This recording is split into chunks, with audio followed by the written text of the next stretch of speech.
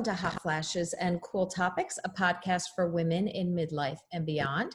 At Hot Flashes and Cool Topics, we talk about anything and everything to do with midlife. My name is Colleen. My name is Bridget. Today we have on Getrude Matshe, who is just a powerhouse, amazing, vibrant ball of energy that we were graced with her presence for an hour to talk. She's a storyteller. She is a poet, an artist, an author, an entrepreneur. She has recently started her story circle, which was going around the country until the pandemic hit. Now she's doing a virtual summit from the end of November through early December. And people like to say she is a speaker who has a vibrant bundle of African energy. And I couldn't agree more. Right, Bridget? Oh, yeah. Oh, it is so amazing. Just her whole story. And we didn't even get to talk about so many other parts of her life that are amazing. Right. So please, we'll talk about it in the episode, but make sure you look her up on YouTube and catch her TED Talks. Getrude is her first name. Matshe is how you spell her last name, so that you could find those TED Talks or any other interviews that she has. It is so inspirational because you just hear about how she started, how really she had wonderful parents. I mean, so that is a really great plus that she had that. But just the gumption to say, okay, I'm going to paint these fabrics, or her family's spirit to, okay, we're going to get you into university, but you're going to work and you're going to make these crafts and we're going to go and we're going to sell them. Right. And even, yeah. Just starting to, she was born in a small village in Africa. So just starting with very little food, there was not a place for education there, and her parents wanting more. Her parents teaching her, that if you want something, you have to put in the work. And then she gives that back to other people. She pays it forward. Yeah, she keeps paying it forward in everything she does. And just the whole thing with the businesses that she started. And we will talk about a few of those, but there's still so many that we didn't even touch on because we were only talking to her for an hour. So it would take all day to talk about the rest of them. When she started talking about her entrepreneurship, I love that she was like, my first $1 million company. I was like, my first $1 million idea. And it was like, that was one of many. So amazing. Just the things that she's done. And I really, once this pandemic's over, I really want to take a Walk on the Wild Side tour that she uses the money from that to give back to a community, to help with HIV and AIDS orphans. And I know we never even got to talk about that. We didn't, but it's so amazing. It sounds like you also, if you are doing that tour, you are a part of that. You are getting involved in that part. And then you also have some really cool experiences, like they take you through different areas. You get to walk with lions carefully. I'm sure you're our instructor. That's scary. How do you do it? You said you don't walk I read up on it. You don't walk in front of the lions, you walk behind the lions but then you get to spend some really nice a few days in a luxury place. So it sounds really great. And she just gives, it sounds like, just like you said, just keeps paying it forward. So that is so inspirational. We'll have a link for a Walk on the Wild Side in our show notes as well. So we're going to let her just jump in and tell the audience all about her stories and her life. Get ready for some great storytelling, guys. Flashes and Cool Topics, everybody. Today we have a great guest on. Her name is Getrude Matshe.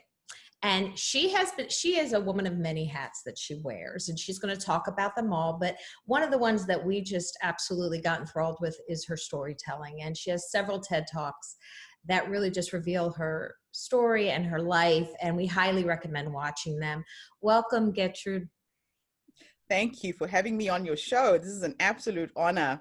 Oh, we are honored to have you on our show because it's such a busy person, such an inspirational person. So we're so happy that you're here. Thank you. We kind of wanted to start in the now and work our way back. So right now you have Her Story Circle, which is going to be starting the end of November, beginning of December. Could you talk a little bit about what that is? The Her Story Circle is a social impact movement that I created in July last year with a vision and a mission to connect 1 million women in a year by curating a series of gatherings, conferences, online summits. So we launched in Las Vegas in the US. So I came all the way from New Zealand, had our first conference in Las Vegas. The next one was here in Wellington, New Zealand. Then we went to Sydney, Australia. Beginning of the year, I had 15 events lined up. I started off in Norway, went to London, went to New York. By the time I got to New York, COVID-19 had caught up with me and bit me on the butt. So I literally had to put the brakes and double back and come home. Had a conference in Brisbane on the way home, another one in Hamilton and Auckland. So we had 9 successful events for a new venture. And so we've had to pivot, and we're now doing our first online summit end of November, beginning of December. And when you say you want to connect 1 million women, connect them how? What do you want to see as a result of this, or would like to see? As you know, I come from Zimbabwe, and in Africa, storytelling is everything. We believe that a problem shared is a problem halved. So if you have something you've gone through in your life and you have the opportunity to talk about it to somebody else, they're now carrying the burden of that story with you. It lightens the load. So my whole idea was, I've been to a lot of international women's conferences in the last 20 years since I moved to New Zealand. And whenever I'm in a gathering where there's a huge feminine energy, I always used to think, what if we could do something more, you know, besides the speeches and talking and sharing? And so I came up with this idea that I would gather women to come and share their stories across the board, from business and entrepreneurship to health and wellness, family and relationships, social justice issues. In the creativity section, if somebody wants to come and dance or sing and paint a picture, they're welcome to do that. Spirituality. And I put it out on Facebook on the 14th of February. And with no advertising, in 48 hours, I had 2,500 women respond in 280 locations around the world. So I knew I'd hit on something really sweet. And women are needing to use their voices for good. So what we do is, in every location where we have an event, we find a project that is focused around women and children, the elderly, the homeless, or the disabled. And we collectively curate all the stories into a series of books and magazines and sell them. And all the women are contributing their stories to help fund small grassroots projects. And we're looking for those unsung heroes, you know, those women in the community who do things for the sake of the community with no expectation of thank you. Or it could be a woman who's got a soup kitchen, and if we donate $10,000, we know that 10,000 people got a meal. So we're really trying to quantify our social impact.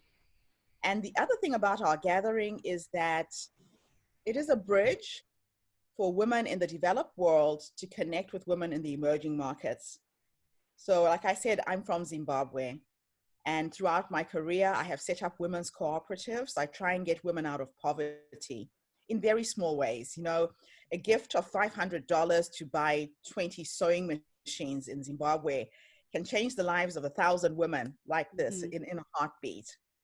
So that's the other aspect of the conference. We are creating peer partnerships so we can help pull our sisters up and get them out of poverty. So that is our big, hairy goal and mission in the world right now. And when you look at where the world is going, there is a need for an injection of positive feminine energy. The Me Too movement kind of got me thinking, you know, when I saw women gathering and sharing their stories and their experiences, I thought, how can we transmute this pain into gold? How can women talk about their difficult life experiences, but from an empowered standpoint, and in a space where they feel safe and they feel heard? So we're also there just to hold space for each other.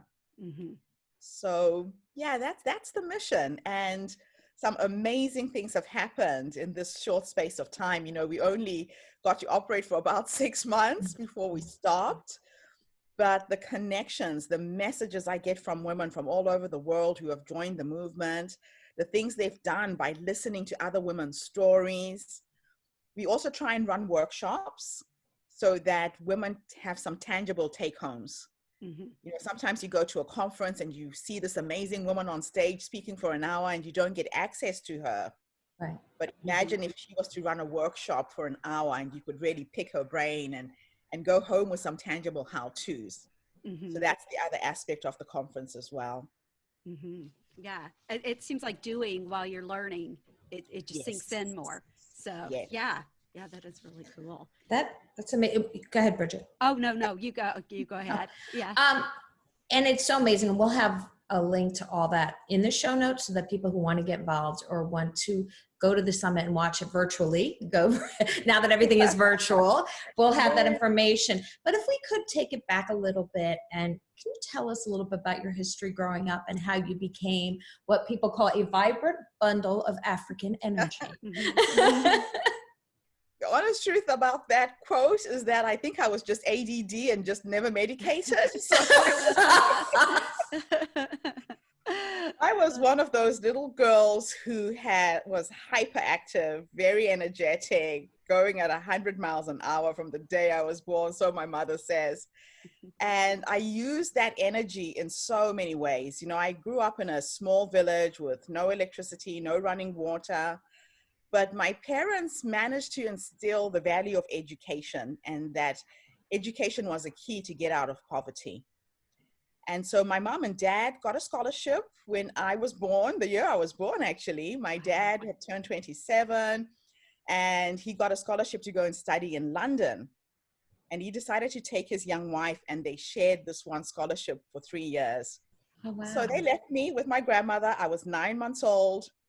And I was the poster child for World Vision.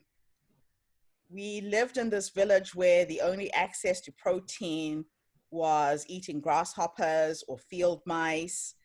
Cornmeal was our staple, which we would eat with salt water. So I was severely malnourished. If you see my pictures at that age, from 9 months until I was about 2.5, going on 3, my grandmother did the best she could with what she had. And then my parents managed to raise enough money for me and my sister. So I have an older sister to go to London. And our lives changed from that point. So my dad became a chartered accountant. My mother became a nurse. And we got to experience being out of Africa and seeing a different way of being, a different way of living. We came back to Zimbabwe or Rhodesia before independence when I was 6. And they threw me in an all-white school. So we had an apartheid system. Blacks and whites didn't mix. And if you wanted your kids to get a good education, they had to go to private school. And so we went to the most expensive private school in the country. And my parents didn't have the money. But what they did is they taught us how to make crafts. And my mother was the most amazing seamstress. She could knit, she could crochet. And we would go to all the white neighborhoods to sell with mom on a weekend so that we could raise money for our school fees. So my dad couldn't get a white collar job despite his qualifications from the UK. The corporate world would not employ a Black man. So my father worked in a chicken slaughtering factory until Zimbabwe got independence in 1980. And that's when he got his first white job. And yeah, so we learned how to make up money for our own school fees from the age of 6. We were hustling, you know. And, you know, when I look back now at every single point in my life, if I was to be asked to change any of it, I would say I would never change anything. Because my parents gave me this ability that I could be dropped in the middle of the desert and I will survive somehow. Yeah, and you carried that with you, you know, just after been reading about you, and you carried that entrepreneurship that your parents instilled in you in everything that you do and all the businesses that you started. And to me, I'm just so amazed. Your parents, well, like your father, how did he know about the scholarship? How did that work out? Do you know? My dad got his scholarship through the Catholic Church. My parents were Catholic, and he was brilliant. He was a man with a very brilliant mind, and they fished him out of the church, gave him this opportunity, and he ended up being the town clerk of the little town where I grew up. He was the first Black town clerk in the country after independence. And, you know, when you have a role model like that, I remember when I was 6, I just started school. And I think that's where my entrepreneurial spirit really got a bit of a spark. My father would allow me to go into his wardrobe on a weekend and clean everything up. And he would leave my pocket money in all of his pockets. I had to go through the whole damn wardrobe, straightening his He didn't believe in just giving us pocket money, right? You had to earn it. And one day I found this old pair of shoes at the bottom of the wardrobe, and I was about to chuck them in the bin. And my dad walks in and he says, "What are you doing?" And the shoes were already being trashed. And I said, "Oh, they're old, they're horrible. You don't need those shoes." And he said, "No, no, no, no. Those shoes are magic," he said. And he picked me up and put me on his lap. And he pulled out a photograph in his jacket. And this photograph was of him standing on the steps of the Colosseum in Rome. This is in 1968. And he said, "Do you see the shoes in this photograph?" I said, "Yes." He said, "These are the same shoes. These shoes are magic." Wow. And at the bottom of the shoes were these old pieces of newspaper, which is why I threw them away. And he said, "I could not afford to buy a new pair of shoes when I got the opportunity to go to London. I got newspapers and I stuffed my shoes with newspapers. And all you have to do is to dream." He said, "If you can see it in your head, you can create anything you want. You can go anywhere in the world that you want." And it sparked my curiosity to travel and see the world. So he told me about the Colosseum and these ancient ruins. And it was like going into other worlds, you know, talking to my father. And then he went to an auction one day and he bought me an old set of encyclopedias. And to make me read, he bought a globe, and I would have to close my eyes and spin this globe and put my finger and make it stop. And whatever country it landed on, I had to go and read up on it. So that curiosity to see the world started at a very early age. He used to call me his little Vasco da Gama, that I would travel someday. And I took that on. Oh. And so effectively, I've been to 56 countries. I can't tell you how many villages, how many cities, how many towns in between. And I just realized how beautiful and how magical this world is. And it just opened my mind. And I could never go back to who I was before I traveled. Wow. Yeah. That is so cool. Sounds like you had an amazing childhood. It and does. some pretty incredible parents. Yes. You know, Yeah.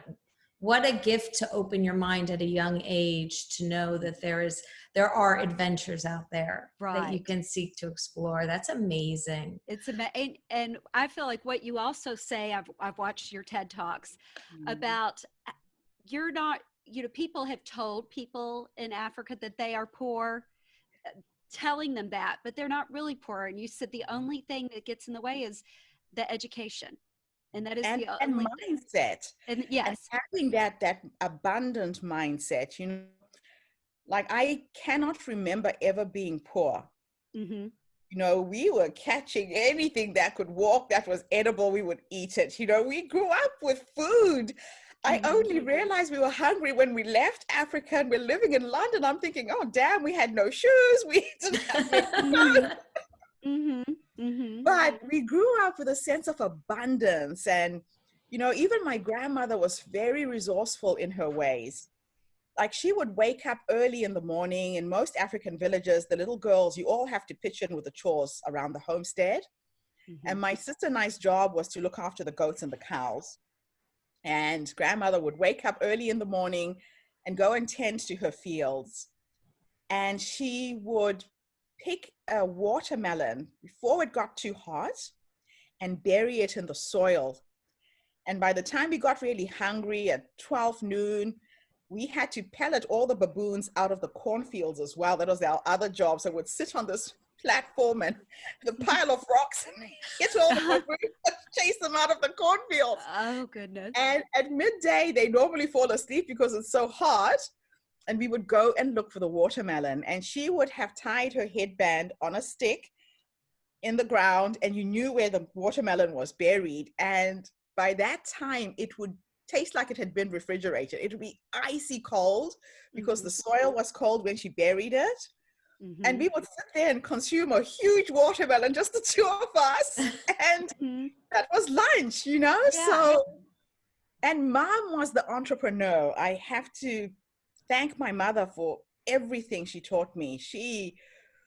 My mother could sell snow to the Eskimos. The most amazing saleswoman and persistent. She would not take no for an answer. I was the younger of the two kids, so I would normally go with her. So she was working full-time as a nurse. And whenever she had off days or a weekend, we had to sell the crafts that we made. And we would go from door to door. She would have doors slammed in her face. A lot of European people kept dogs for guarding the home, and they would let the dogs out on us, and we had to run. She had scars all over her legs from dog bites. I don't like dogs. I might get emotional. Yeah. Oh, I'm so sorry. Oh goodness. And she's just persistent. Unstoppable. What an amazing woman that got you got to call mom. That's pretty incredible. Yeah. And I mean, you can tell in everything that you do now that has carried on. But what you do, and I'll let you talk more about that, all the things you have done, all the businesses that you have started, have gone back to help other people. You have found ways to not just do this business, but the business also helps all these other people. Just like you said before, the women that like they're learning to make a craft. They're learning something to take back with them. So, I mean, I've got a list in front of me of all the things that you've started.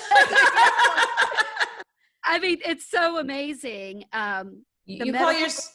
Yeah, go ahead, Colleen. No, I was just saying you're called a serial social entrepreneur because you've had so many businesses, and you take your mom and dad with you in each one of these adventures. So that's a wonderful way to honor them as well. I'm just like amazed. So go ahead, Bridget, name a few. Well, the medical recruiters of New Zealand. I heard your story about how that got started. I was looking up the Wild Side, Walk on the Wild Side tours. Oh my God. Those were amazing when you were describing them in the TED Talk. I was looking them up last night because I was like, oh, I wish I could travel. And, don't worry, I'll take you to Africa when all of this lockdown stuff is over. Yeah. Don't offer. We'll do it. We'll be But we will pay because we want to help other people. No, we will. Yes, we will absolutely. Yeah. But I mean, you can really, any of them that you want to talk about and share how you did that, and then how you're using this to help other people. So I know you said you started for-profits, and I totally get why you did for-profit so that you could use that money to help other people. Yeah. The thing about my career is that I didn't start as an entrepreneur. My formative years, I was in IT. My very first job, I'm a first generation coder. I programmed computers in BASIC, Pascal, and Fortran and COBOL. If anybody out there remembers the first generation languages, I was one of the coders. And I got this job because my dad had lost his job when I was 17, and the bank was about to repossess our home. So my parents owned a 10-acre piece of land. They were market gardeners. They grew vegetables and fruits. And I remember my dad helped me gain confidence by forcing us to go and apply for jobs every school holiday, but not take the jobs. Oh, really? Like gaining the experience. No. Oh, no. That the corporate world is white. So we grew up in a black and white world. And he said, when you finish school and you finish university, you're going to have to stand up in front of white people and speak. So just go and apply for the jobs. And it was like a game.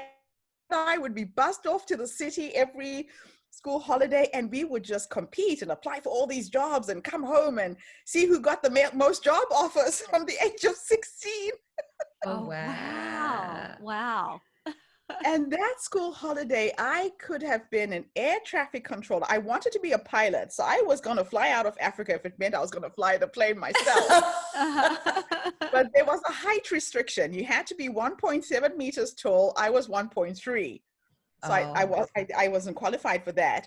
And so they channeled me to do an aptitude test to be an air traffic controller. I got the job. I applied to be a nurse. I wanted to be like my mom. I applied to be a COBOL programmer.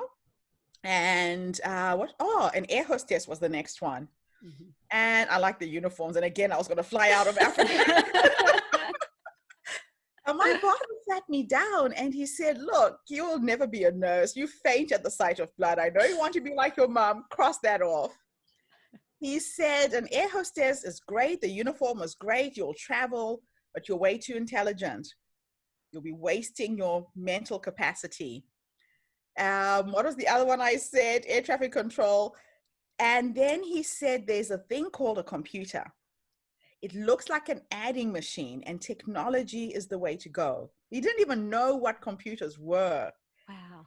And he said, I think this is the job that you should take. And I listened, and I was a terrible programmer. I had the aptitude to do it, but I'm a people person, and being stuck behind a computer terminal churning out code was just so frustrating. And my boss, after a year, realized that I really had the ability to speak. And he said, maybe we should channel you towards systems analysis and design. You're good at presenting and meeting clients. And that's what I ended up doing for the 13 years I was in IT. Wow. I went into project management. And when I look at all of the businesses I created, they were all technology based. So I developed databases. If you think about, when I got to New Zealand, my first job was in IT. My husband came to New Zealand as a doctor, couldn't get registration. And in the frustration, he got a job in Australia. And we thought the New Zealand Medical Council would take a few months to register him as a doctor.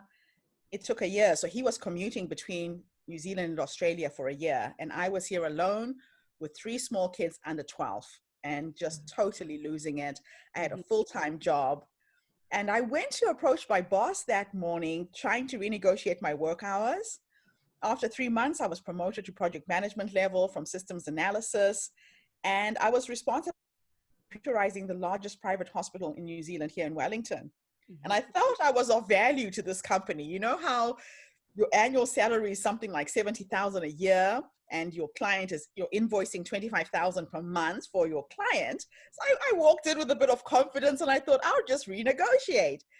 And my boss was in a bad mood that day. He just stood in his office and said, you don't have a choice. It's either you stay or you go. I need a full-time project manager. And I remembered standing in his office and thinking, this man is forcing me to choose between my children and work, and my babies are not negotiable. And I had read a quote in a book that morning, and this quote popped in my head. I can't even tell you the title of the book, but I will never forget the quote. It said something like, if a man kicks you on the butt, let it push you towards your goalpost. And I remember thinking, why am I thinking this? Why am I thinking this? Right. And I thought, this is the kick in the butt that I need. I wanted to go into business. And I just went to my desk, signed my resignation letter, and that was it. Came home. My poor husband had just come back from Australia. He was job hunting. So I was the breadwinner. And I said, I couldn't do it. My kids are worth a lot more than that. I'll go back to my art. So I'm a textile artist, and I started painting fabric. I painted 100 meters of material, went all over Wellington trying to sell this fabric. It would not sell. And then one night I had this weird dream of my grandmother. And in this dream, she was speaking fluent English, and she's the one who misspelled my name, by the way. I'd like to tell you about the misspelled name at some point. Oh. And in this dream, she said to me, Getrude, if you have a problem, break it up into small pieces. And she was speaking fluent English. She hated the British. She hated English.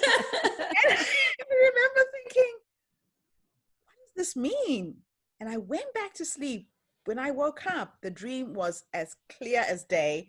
I got my scissors and I cut the fabric into small pieces. And I started making cushions. So people don't sew in New Zealand. Wow. You Wow. know, No one not does. many people have got sewing machines. They're not going to buy a piece of fabric and make a cushion. So I made 1,000 cushions out of 100 meters of fabric and created a website and sold 1,000 Oh, cushions in 3 months at $25 a piece. Wow. And that's how I created my first business, opened a shop. The shop failed completely. For 1 year, I sat in the shop. All my sales were coming off the internet. A couple of people would walk in, and the beautiful thing about the shop is that it was 5 minutes from my children's school. So the kids could walk from school and come to the shop. It had a loft at the top where I had a little bed and a desk, and they could sleep or do their homework. And it was just so perfect. So I ran it for a year until my youngest son started school. And I thought, I'm just wasting money. I'll take the business home. But that's where I birthed the first $1 million idea, sitting in the shop, bored stiff with no clients. And I realized when my husband was job hunting that there were hundreds of vacancies for health professionals, both in New Zealand and Australia 20 years ago. And because I've got a human resources degree, I majored in industrial psychology and management. I had always thought I'd go into recruiting, but for IT workers. mhm. Then I thought, well, let me try health. And I just wrote to 5 of my husband's friends. And I said, look, there's an opportunity for work. Would you like to come? 5 of his friends said yes. I placed 5 doctors in my first 3 months of business and made $125,000 sitting in my bedroom slippers at home. Just working Wow. on my Wow. first And $1 million idea. Oh, that's wow. amazing. And it's also, I love how you say first. My first. Yeah. That's only first. Yeah. That's Yeah. incredible. You Mhm. know, and it just kind of kept rolling from there, right? You just kept Good. coming up with ideas and ideas. If we could go a little further, I want to talk about you're 50 years old, you're living your best life, you're traveling. Can you talk about what happened at that stage of life with your heart? Well, I think it was at about 48, 47, 48. Our relationship, my husband and I, just started to go in a very bad direction. And I tried to leave a couple of times. I'd leave and come back and leave and come back. And I'd always just wanted to keep my family together. And I thought I'll hang in there until my youngest had finished high school. And it got to a point where I got very depressed, to a point that I was thinking of committing suicide. Mhm. And I kept having this recurring dream that I would commit suicide on my balcony in my morning gown, and my kids would come home from school and find me dangling on the balcony. When I had that dream 3 times, I realized my mind was taking me to very dark places. And I would rather be alive somewhere in the world for my kids than to do that to them. So I walked out of the relationship. We were married for 27 years. And I packed a suitcase, traveled for 2 years, just free falling through the universe, really, and ended up in the US, in New Mexico. I got a job lecturing at the university. And every day after work, I would hike. I would go up the Sandia Mountains trying to lose weight. My mission was to climb Mount Kilimanjaro for my 50th, and it never happened. And I got really ill. I started developing a terrible headache and a dry cough that only came at night. And my health insurance allowed me to go to a medical center, like an emergency center. And I was seeing a different doctor every time. And they would tell me it was altitude sickness and give me cough mixture and painkillers. And I would come back home, and progressively I got worse. And my kids said to me, Mom, you need to come back to New Zealand. You need to get proper health care. And I was due to renew my work permit, so I had to come back anyway. It was in June 2017, just turned 50. And my daughter bought me this beautiful vacation to go to Bali. On my way back to New Mexico, she said, Mom, you've got to slow down. Just go for 10 days, relax, take it easy. I've paid for everything. So my kids by that time had grown up. My youngest was at university. My oldest was working. My middle one is the girl. She lived in Australia. She moved to Australia. And so I went on this vacation, And it was a 10-day vacation that turned into hell because I collapsed on the ninth day, just before I was supposed to leave, walking in a rice field in Bali. And I woke up 5 days later in intensive care and I almost died. And a number of things happened on this particular event, which kind of always reinforces and reminds me that you have to keep giving wherever you are. If you can help somebody in life, you need to keep giving. My grandmother used to say that the universe is like a giant bank. You have to keep depositing good deeds and they will come back to you tenfold from very unexpected places and not from the people that you help. Because what happened is whenever I traveled as a speaker, I would look for orphanages. Children are my passion. I believe children are the future. And I sponsor education. I had gone to Bali and had found this small little orphanage about 10 kilometers from where we were having a conference. And I had raised $1,000 to give away. And they had a website. And on this website, there were things that were very technical and gadgety. And I thought, oh, I don't want to waste this money and buy the wrong thing. I'd rather go and talk to the people who run the orphanage and find out what they need. And they said, how did you find us? We don't have a website. I'm like, you're online. This is how I got your address. And it was run by these Catholic nuns. And they said, we don't need anything on this list. We need sanitary pads for the girls. We need books. We need pencils. So Bali is very much like Zimbabwe. It felt very third world. Yeah. And I was glad I used my instinct because the things on the website were very Western. We found out later that an Australian woman had gone and she created the website for them and she made a list of what she thought they needed. So we're very she didn't ask them. Okay. No, she didn't. Mm-hmm. And so I went back to the hotel and I'm sitting at a table with random strangers. And I said, well, this is what I'm doing for the day. It was the day before the conference. And on the table where I was having breakfast, started passing a hat around. And before I knew it, I'd raised another $2,500 from people I didn't know who were just inspired by what I was doing for the day. Wow. 3 women said, look, we'll come with you. So off we went. We hired a taxi driver. We went and bought all of these supplies for the school. We came back with 3 van loads full of goods because we went into all the local markets where the locals buy. And we got our taxi drivers to do the buying. So we were kind of behind it. And we spent the day in this orphanage with 100 kids. I bought some fabric. I knew they couldn't speak English. So I thought, oh, I'll do a tie-dyeing little exercise with them. And each of the kids had to go and get a rock or a stone and tie a bundle in this fabric. And I would splash yellow and blue dye and it turned green. I'd call it African magic. And I mesmerized these kids for that afternoon. And when we were leaving, I asked the nuns what else I could do to help. And they said, Getrude, we have 4 girls. They've turned 18. And if we let them go, they will end up in prostitution. And I said, what will it take? What do you need? They said, if they could get to college. I said, how much does it cost? $500 a year. So I came back to New Zealand and I raised the money to send these 4 girls to college. And I have a picture on Facebook of me handing my business card to each of these girls. And I said, I want to know what happens to you. Please keep in touch. I heard nothing for 10 years. In the 10th year, one of them found me on Facebook. Her name is Victoria. And she wrote this beautiful message and said, Getrude, you are like my African mother. She says, the money that you paid for me to go to college helped me do a computer course. I have managed to put 2 of my little brothers through university. I now work for a cosmetic surgeon in Denpasar. If you ever come back to Indonesia, please come and stay with me. So I have this Balinese daughter. And so I run my writers' retreats in Bali, and I always stay with Victoria. But this particular trip, because my daughter had paid for this hotel and the spa, I didn't go and stay with her.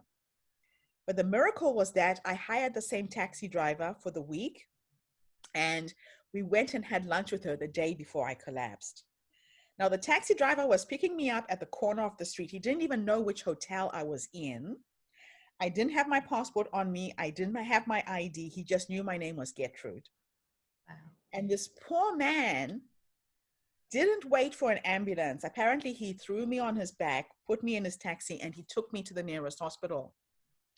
And I woke up 5 days later, looked outside the window, and I'm in a high-rise building in the middle of a rice field, surrounded by green rice. And I thought I had died and got to heaven. I'm like, this is what it's like. And I was in ICU, and he remembered Victoria, and he went back to her and said, the woman I was with yesterday is in intensive care. I have no idea what her full name is. I don't know how to contact her relatives. I don't even know the hotel. And because I had taken my kids to Indonesia, they were in touch with Victoria on Facebook. And she reconnected me with my children. Wow. That's incredible. Oh, gosh. Because I don't know what they would have done if, right. Yeah. I could have died and had a pauper's burial in Indonesia, and nobody would have ever known what actually happened to me. Yeah. Wow. That's incredible. But that's part of, and I know I'm looking at the word for it. We're just people, when everybody that you meet, there's some connection you make with the person. And it's one of your talks, and I'm looking in my notes. The magic of Ubuntu, is that how you say it? Ubuntu. It's kind of like the magic of that. And can you talk a little bit about that? So Ubuntu is an ancient African philosophy. We literally translated Ubuntu, Ngamuntu, Ngabantu says, a person is only a person through other people. So it's our explanation of the condition of being human, to be a human being. So I could not exist without your existence, and you couldn't exist without mine. We're reflections of each other. And in Southern Africa, when we greet, we say Sabona, which means I see you.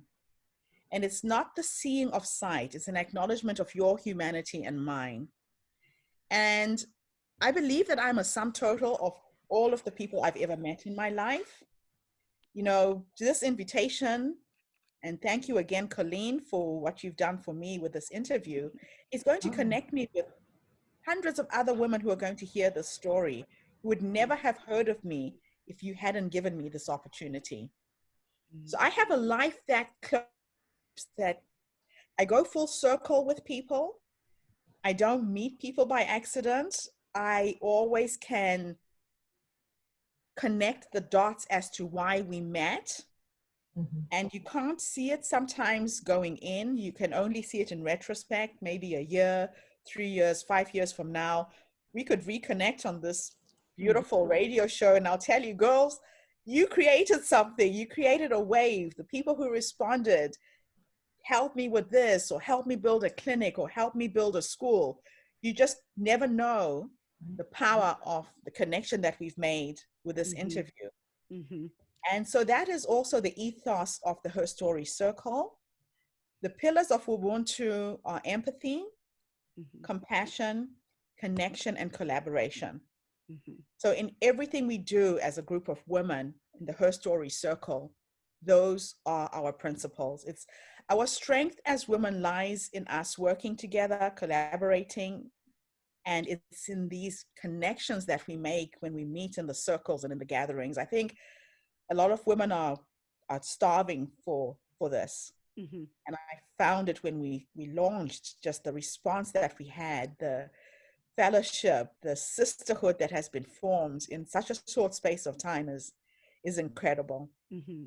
Absolutely. And that's incredible that we somehow managed to go around in a circle back to her story, which is kind of what you were saying, which is awesome. And again, so people know, it is virtual. It's going to be November 28th through December 13th. And we want people to check that out.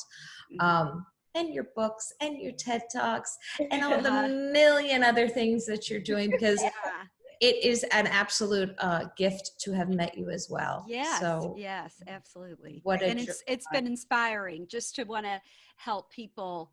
You know, I think things that you say, everybody check out her TED Talks, because when you say that if you could help one person that needs food, or one young girl that horrible things are happening to her, just that one thing, if you can help just a little. And I think you also said in one of your talks, about if everybody could give $1 to help, they would have that in no time. Right. And I can't And, remember the it's story not always exactly. about money, you know. Mhm. It's not always about money. It's about ideas. It's about bumping into a stranger in a supermarket and smiling and seeing them and saying hello. Mhm. It's as simple as that. The first time I lived out of Africa, so I went back to the UK when I was 19, and I lived in a society where people didn't look me in the eye. Mhm. I would be on the tube or at a bus stop, and I would say, hello, good morning, because you greet everyone in Africa. That's just what you do. Mhm. And people would look through me like I didn't exist. And I remember I would call my mom, and I would, in Africa, my very existence hinged on the people around me and they're acknowledging my presence. And I remember the old lady next door died. She was found 3 weeks later because the milkman kept leaving the bottles at the front door. The flies were coming out from her home. Oh my gosh. It horrified me that anybody would die alone, because in Africa that never happens. You die surrounded by your extended family and friends and community. So I think what I'm trying to do in my lifetime is, I was thrown out of Africa for a reason, to spread this philosophy. I share it with everybody I meet. If I'm in the supermarket, at a bus stop, in the bank queue, I talk to random strangers. I'm that crazy woman who turns around in a lift and says hi or starts to sing. But because there are people out there who probably haven't even talked to anyone in a week, and you just don't know how you can lift somebody up Mhm. by just your Mhm. presence. Mhm. So that's what Absolutely. I try to remind people about as well. It's not about money. It's not about giving monetary things. It's about connection. Mhm. It's about feeling seen and heard and Yes. acknowledged. Mhm. And that's so Yes. true. And we talk a lot about that on the show too, because oftentimes women of this age range start to feel kind of invisible. And Mhm. so it is important that people feel it kind of validated that they exist, and that someone sees them, and that's a wonderful thing that you're doing. So thank you Yes. for that. Yes. Thank you for all that you're doing, Yeah. because Yeah. what an inspiration. And we can't wait to share this story, I because I know. think everyone is just going to check it out and be like, wait a second, I need to know more about Gertrude. Okay. Yes. Because it's just, I could literally listen to you all day. I Yes. could. You are such an amazing storyteller. Yeah. Yeah. And also that your life has been so incredible. And just one last question. How is your health now? Are you okay now? I am good. I Okay. am so good. I bounced back. My mother used to say that so long as you're this side of the grave, there is no stopping. She's right. Yeah, The exactly. work Your mom. isn't finished yet. Oh gosh. Yes, Well, taking time. we're excited for the summit. We know everybody who listens is going to be excited for it. And the fact that you have pivoted so beautifully. And then I'm excited to hear about the next thing you're going to do, because it sounds like you just kind of roll it into something else. And isn't that what a great thing we can all do, is kind of just pivot Right. our way. So Mhm. thank Have you. to.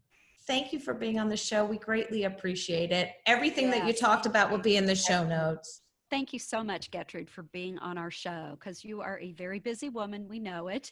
And we just appreciate you talking to us, telling your stories, sharing your inspiration for what you do. And it is such an important thing that you do.